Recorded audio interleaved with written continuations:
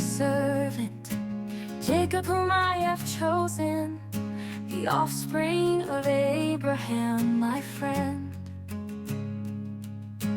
You whom I took from the ends of the earth and called from its farthest corners, saying to you, you are my servant.